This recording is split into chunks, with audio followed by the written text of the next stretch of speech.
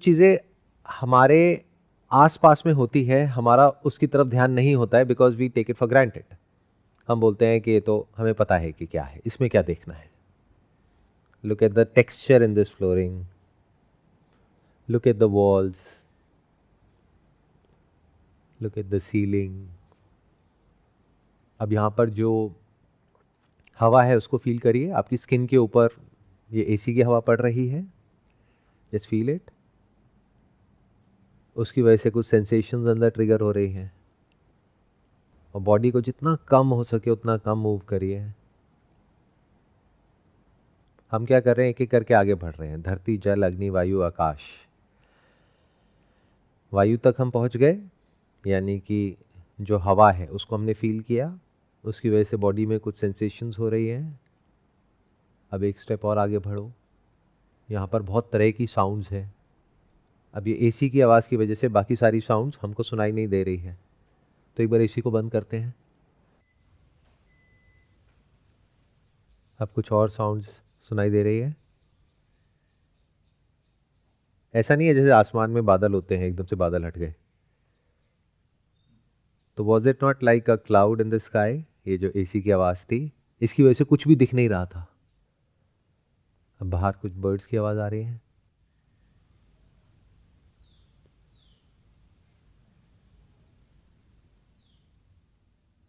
मेरी आवाज़ आ रही है। अगर मेरी आवाज़ भी नहीं आ रही है तो आप गलत जगह आए हो। आपको किसी डॉक्टर के पास जाना चाहिए, अपना इलाज कराना चाहिए। हंस सकते हो इस बात पे, मतलब ये हंसने वाली बात थी, कोई सीरियस बात नहीं थी। आप इतने सीरियस हो गए एकदम से। तो जैसे मैंने अभी कुछ बोला, फिर दोबारा बोला, बीच में गैप है। इस गैप को क्या कहेंगे? साइलेंस है। Look at the silence. हमारा सबका ध्यान 24 घंटे सिर्फ जो होता है उसी की तरफ होता है। जैसे स्पेस में जो कुछ होता है उसकी तरफ आपका ध्यान जाता है, क्या कभी स्पेस की तरफ ध्यान जाता है? क्या कभी आप इस फैक्ट को लेकर के अवेयर होते हो कि स्पेस भी है यहां पर? अगर स्पेस नहीं तो कुछ नहीं। ऐसी जो साउंड्स आ रही हैं उस सब की तरफ तो हमारा ध्यान है, बस दो साउंड्स के बीच में जो साइलेंस है वहां पर क्या है? अब देखो, आप अपने अंदर ही अंदर अपने आप को क्या बोल रहे हो। Just be aware of it. जब बोलते हो तो एक सटल साउंड होती है, उस बोलने को ही थॉट कहते हैं, और दो थॉट्स के बीच में गैप होता है, उसको देखो। मतलब बाहर एक साउंड आई, फिर दोबारा एक साउंड आई, बीच में गैप है। तो you are aware of the sound, the first sound, you are aware of the second sound, and you are also aware of the gap between these two sounds. ऐसे ही you are aware of कि आप अपने अंदर अपने आप को क्या बोल रहे हो। जब मुझे सुन रहे हो तो सुन करके अपने अंदर ही अंदर कुछ ना कुछ बोल रहे हो। देखो अपनी ब्रेन में क्या बोल रहे हो अपने आप को। तो जो बोला उसकी तरफ अवेयर हो गए, फिर जो गैप आया उसकी तरफ अवेयर हो गए, दोबारा बोला उसकी तरफ अवेयर हो गए, कोई साउंड है उसकी तरफ अवेयर हो गए, फिर कोई दूसरी साउंड है उसकी तरफ हो गए, और बीच में जो साइलेंस है उसकी तरफ भी अवेयर हो गए। ध्यान की पूरी मूवमेंट को देखो। ध्यान कैसे एक जगह से दूसरी जगह पर जाता है, एक चीज से दूसरी चीज की तरफ जाता है। ये बाहर आवाज आई, वहां गया, फिर यहां पर किसी ने नॉड किया, उसकी तरफ ध्यान चला गया, फिर बीच बीच में फिर अपनी ब्रेथ की तरफ ध्यान चला गया। जब इस तरह से हम ध्यान देते हैं तो ब्रेथ शैलो हो जाती है। शैलो मतलब आराम आराम से चलने लगती है। हाँ, अगर कुछ लोग घबरा रहे हैं तो उनकी ब्रेथ तेज भी हो सकती है। तो जो गैप है दो साउंड्स के बीच में, दो सेंसेशंस के बीच में, दो एक्सपीरियंसेस के बीच में, दो थॉट्स के बीच में, उसमें क्या होता है? क्या वहाँ पर कुछ है या नहीं है? होता क्या है कि हमारा ध्यान हमेशा फोरग्राउंड की तरफ होता है। जैसे मूवी देखने जाते हो तो क्या स्क्रीन को देखते हो? Screen is the background, but हम स्क्रीन को ही देख रहे हैं, लेकिन स्क्रीन पर जो कुछ दिख रहा है उसको देख रहे हैं। ऐसे ही silence is the background of all noises, but उसको हम कभी नहीं देखते हैं। अब इसमें करना क्या है? कुछ भी नहीं, ये तो है ही। क्या इसको कुछ कर सकते हो? इसको बदल सकते हो? तो ये जो स्टेट है, इसमें आप कितनी देर बैठ सकते हो बिना किसी एफर्ट के, बिना किसी भी तरह की कोई भी मुश्किल के, नेचुरली, एफर्टलेसली? ये डिपेंड करता है कि आपकी जो अंडरस्टैंडिंग है लाइफ की, डेथ की, इस यूनिवर्स की, खुद की, वो कितनी डीप है। जितनी गहरी होगी उतना ही आप एफर्टलेसली इस स्टेट में बैठ पाओगे।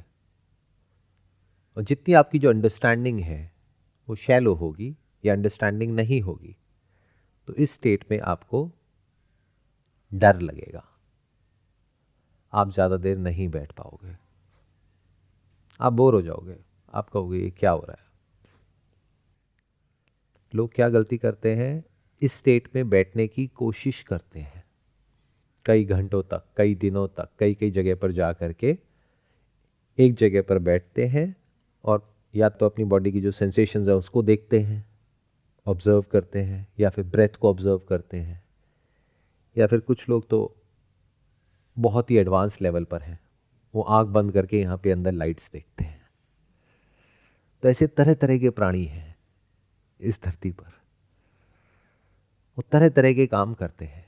लेकिन ये काम आप चाहे 1 साल करो, चाहे 10 साल करो, चाहे पूरी जिंदगी करो, उससे कुछ नहीं होने वाला है, जब तक आपको ये नहीं समझ आ जाता कि ये आपकी नेचुरल स्टेट है। यानी जितना आप इस स्टेट में जाने की कोशिश करोगे उतना ही नहीं जा पाओगे, और जब सारी कोशिश खत्म हो जाएगी तो आपकी जो नेचुरल स्टेट है वो यही है। जैसे नींद में जाने की जितनी कोशिश करोगे नहीं जा पाओगे, जब कोशिश करनी बंद हो जाएगी तो नींद आ जाएगी। इतना आसान है, तभी तो मैं कहता हूं आसान है। समझ आ जाए तो सब कुछ आसान है, और बिना समझ के कुछ भी करोगे सब कुछ मुश्किल है। अभी हम सबकी नेचुरल स्टेट क्या है? या तो बाहर हमको कोई आवाज़ चाहिए, अगर घर में साइलेंस होता है तो अजीब लगने लग जाता है, तो हम टीवी ऑन करके छोड़ देते हैं, या और कुछ नहीं तो मोबाइल में गाने चला के छोड़ दिए, बैकग्राउंड में कुछ है तो सही ना। तो डर नहीं लगता, ऐसा लगता है कहीं कोई है मेरे साथ में। तो we all need a support. सोचो आपको किससे डर लग रहा है? कभी सोचा है? खुद से। खुद से भागने के आपके पास क्या क्या तरीके हैं? एक आपका मोबाइल फोन है, एक दूसरे लोग हैं, या फिर दूसरी चीजें हैं, या फिर सो कॉल्ड आपके गोल्स हैं, ड्रीम्स हैं, एम्बिशंस हैं, नेम है, फेम है, पावर है, पोजीशन है। मतलब कि कुछ ना कुछ चाहिए हमको बिजी रहने के लिए।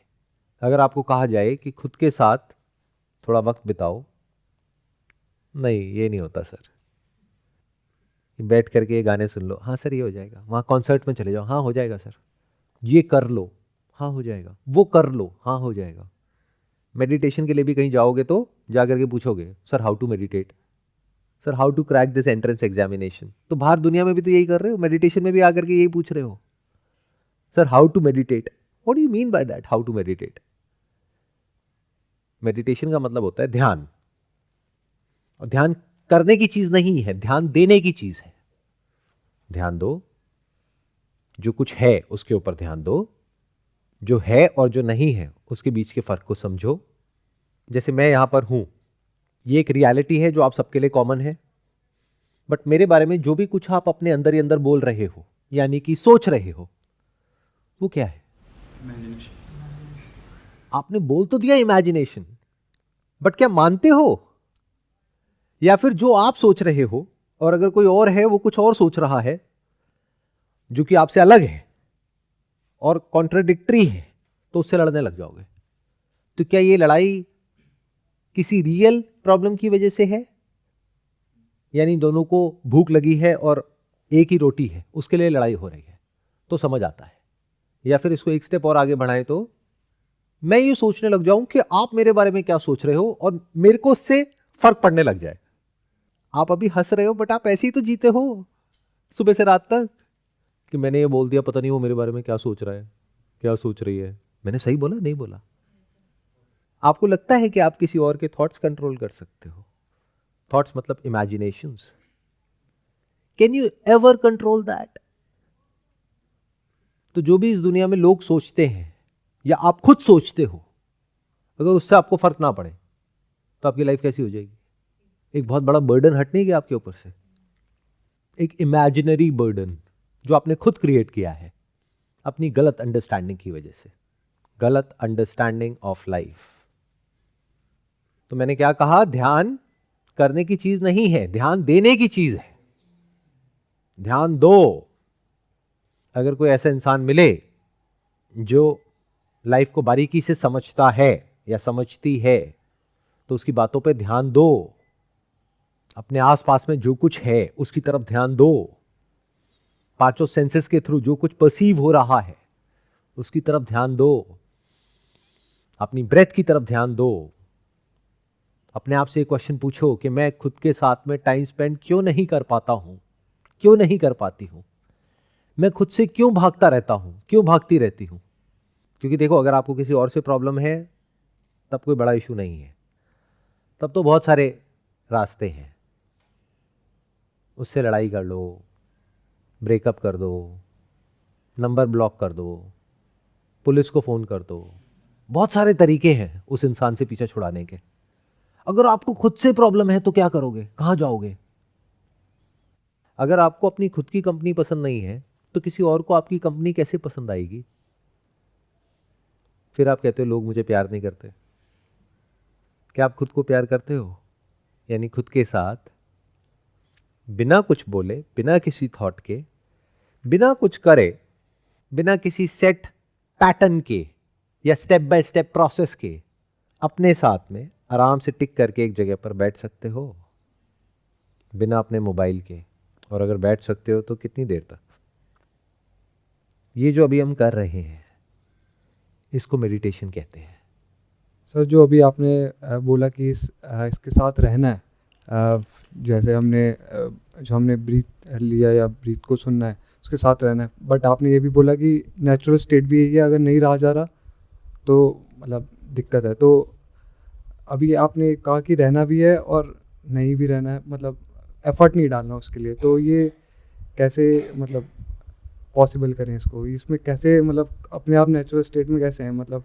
देखो, मैं आपको एक एग्जांपल देता हूं। अगर यहां पर इस कमरे में अंधेरा है और आपको डर लग रहा है, अंधेरे में हमको डर लगता है ना, क्यों? क्योंकि आपके माइंड में किसी ने प्लांट कर दिया ये थॉट कि इस अंधेरे कमरे में कुछ आत्माएं हैं, कुछ भूत प्रेत हैं जो कभी भी आपके ऊपर अटैक कर सकती है। तो आपकी मेंटल स्टेट कैसी होगी? क्या उस वक्त इस तरह से, जिस तरह से हम बात कर रहे थे, आप बैठ पाओगे टिक करके एक जगह पर? माइंड में क्या थॉट चल रहा होगा? भूत के लिए चल रहा होगा कि इधर से पकड़ेगा उधर से पकड़। क्या भूत के लिए चल रहा होगा? मतलब कि भूत है, भूतनी है। हाँ। भूतनी है तो ठीक है, देख लेंगे, बट भूत है तो नहीं। क्या चल रहा होगा? थॉट क्या होगा? आंख ही नहीं बंद कर सकता। आंख नहीं बंद कर सकते, कहीं से कुछ हो ना जाए, कहीं पीछे से हाथ ना आ जाए, कहीं कोई आवाज भी आएगी तो आपको लगेगा कि पता नहीं क्या हो रहा है, चाहे वो आवाज बाहर से आ रही है। कहीं से कुछ सेंसेशन हुई तो आपको लगेगा किसी ने छू दिया क्या। तो आप क्या इस स्टेट में रह सकते हो जो आपकी नेचुरल स्टेट है? तो ये जो डर है इसने आपके माइंड को ऑक्यूपाई कर लिया है, fear of the unknown. But मजे की बात यह है, इसको बोलते तो है fear of the unknown, but we are not afraid of the unknown, we are afraid of what we think about the unknown. यानी कि एक बच्चे को ले जाकर के अंधेरे में बिठा दो, वो नहीं डरेगा जो अभी भी पैदा हुआ है, उसको पता ही नहीं अंधेरा क्या है, लाइट क्या है। क्या वो ये सोचेगा बच्चा 6 महीने का कि इस कमरे में भूत तो नहीं है? उसके माइंड में अभी ये कॉन्सेप्ट ही नहीं है। इस कमरे में एकदम से लाइट जल जाए और कोई आकर के आपको कहे दिखाओ भूत कहां है, और आप देखो चारों तरफ कहीं कुछ है ही नहीं, और फिर आप कहो कि आप चाहे अंधेरा करो चाहे लाइट जली रहे, मुझे कोई फर्क नहीं पड़ता, अब आप आराम से बैठ सकते हो। इस लाइट जलने को अंडरस्टैंडिंग कहते हैं। सही समझ। आप जो दुखी हो वो किसी और की वजह से नहीं हो, अपनी ही इमेजिनेशंस है उल्टी सीधी, उसकी वजह से दुखी हो।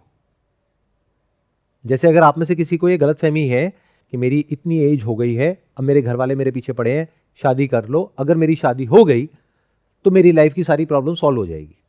अगर कोई इस गलतफहमी में जी रहा है आप में से या जी रही है, तो आपसे बड़ा बेवकूफ कोई नहीं है। अरे उसके बाद तो प्रॉब्लम शुरू होंगी। बट अब इस गलतफहमी का क्या इलाज है? जैसे कहते हैं ना, वहम का कोई इलाज नहीं है किसी डॉक्टर के पास, ऐसी गलतफहमी का क्या इलाज है? सही अंडरस्टैंडिंग। जाकर के देख लो उन लोगों की लाइफ जो आपको बोल रहे हैं शादी कर लो शादी कर लो, उनकी लाइफ बहुत बढ़िया है क्या? खुद तो रोते रहते हैं सुबह से रात तक, और आपको कह रहे हैं शादी कर लो। तो अगर रियलिटी के बेस पे आप एक डिसीजन लो कि शादी करनी है या नहीं करनी है, तो कोई दिक्कत नहीं है। बट गलत फहमियों के साथ शादी कर लो। बचपन से आज तक बहुत तरह की मूवीज देखी और दिमाग में कुछ बैठ गया है कि हाँ एक ऐसा इंसान होगा जो सिर्फ और सिर्फ मुझे ही प्यार करेगा या करेगी। ऐसा नहीं होता है। हाँ वो ऐसा बोल सकते हैं, ऐसा दिखा सकते हैं, बट एक्चुअल में ऐसा नहीं होता है। और ऐसा जब कोई दिखाता है तो हम उसकी तरफ खींचे चले जाते हैं। फिर कुछ दिन बाद असलियत सामने आती है, फिर हम दुखी हो जाते हैं। तो असलियत पहले ही देख लो कि वो झूठ बोल रहा है। जैसे अंधेरे कमरे में आप चैन से बैठ नहीं सकते, क्यों? क्या एक्चुअल में कोई भूत है वहां पर? वो भूत कहां है?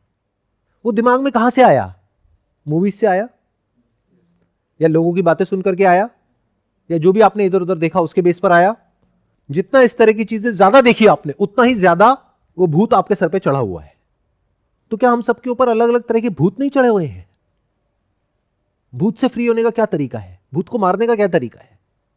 आपका क्वेश्चन ये है कि मेरे सर पर भूत चढ़ा हुआ है लेकिन मैं पीसफुली आराम से नेचुरली बैठ सकूं। अरे कैसे बैठ जाओगे? वो भूत भगाएगा आपको। तभी तो लोग फड़फड़ाए हुए हैं।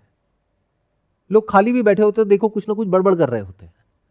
तो people don't know how to sit silently. वो आपको क्या सिखाएंगे? और वही आपके मेंटोर हैं।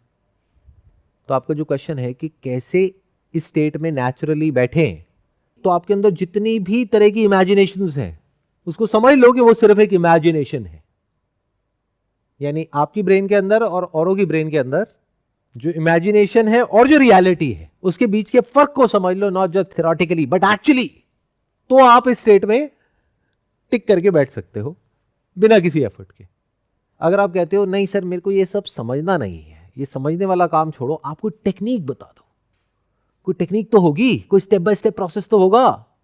तो जहां आपने जिससे भी ये टेक्निक पूछी आप फंस गए, क्योंकि अब आपकी लाइफ की डोर उस इंसान के हाथ में है। अगर मेरी कोई दुकान होती तो मैं ये अंडरस्टैंडिंग बढ़ाने की बात आपसे करता ही नहीं, क्योंकि इसका कोई रास्ता नहीं है। उसके लिए टाइम लगेगा, पेशेंस चाहिए, धीरे धीरे समझनी पड़ेंगी बातें। क्या समझनी पड़ेगी? सब कुछ ही समझना पड़ेगा, साइंटिफिकली भी, स्पिरिचुअली भी, लाइफ को भी, हेल्थ को भी, फाइनेंसेस को भी। जितनी आपकी अंडरस्टैंडिंग स्ट्रांग होती जाएगी उतना ही आप मेंटली और फिजिकली स्टेबल होते चले जाओगे। जितनी अंडरस्टैंडिंग वीक है उतना ही आप मेंटली फिजिकली अनस्टेबल होते चले जा रहे हो। फाइनेंसेस की अंडरस्टैंडिंग आपकी जितनी स्ट्रांग है और जितने अच्छे तरीके से आपने प्लान किए हुए हैं अपने फाइनेंसेस को, क्या मेंटली आप उतने ही पीसफुल नहीं रहोगे? और आपकी समझ अगर जीरो है तो क्या करोगे? ऐश करोगे। कैसे? क्रेडिट कार्ड होता है ना। अरे है तो सही। और एक क्या करना है, ये बैंक ने भी फोन किया, हाँ आप भी दे दो, आप भी दे दो, आप भी दे दो। क्या डॉक्यूमेंट चाहिए? ये लो। 4 क्रेडिट कार्ड आ गए, चारों को जा करके हमने स्वाइप किया। जिंदगी जी रहे हैं like a king, like I am on the top of this world. 4 महीने बाद असलियत पता लगी जब बिल चुकाने की बारी आई। और ये तो हमें पता तक नहीं है कि क्रेडिट कार्ड का जो पैसा हम टाइम पे नहीं देते हैं उसके ऊपर ब्याज लगता है, और वो ब्याज छोटा मोटा नहीं होता है। यानी एफडी में अगर आपको ब्याज मिलता है 6%, तो क्रेडिट कार्ड में लगता है 25 से 30%, 40%। और जब उसको कंपाउंड करते हैं, ब्याज पे ब्याज लगता है, तो आप कितनी तेजी से गरीब होते हो। ये आप सपने में भी नहीं सोच सकते। तो ये क्या है? Lack of understanding. अब ऐसा आदमी जिसके सर पे इतना कर्जा हो और चारों तरफ से उसको फोन आ रहे हो, लोग उसको ढूंढ रहे हो कि कहां है ये महापुरुष, तो क्या वो यहां पर आकर के मेडिटेशन में बैठ पाएंगे? आप कह रहे हो नहीं, लेकिन वो बैठेंगे यहां पर, क्योंकि उनको पता है वो यहां पर उनको नहीं ढूंढ पाएंगे। वो कहेंगे सर हमें यहीं रख लो, हमें यहां से बाहर जाने ही मत दो, घर जाएंगे फिर कोई पकड़ लेगा, इतने लोगों से उधार लिया हुआ है। तो सवाल है टिक करके लाइफ में कैसे बैठते हैं, पीसफुली कैसे बैठते हैं? तो ये सवाल ही गलत है। क्यों? कभी डॉक्टर से जाकर के ये पूछते हो कि हेल्दी कैसे होते हैं?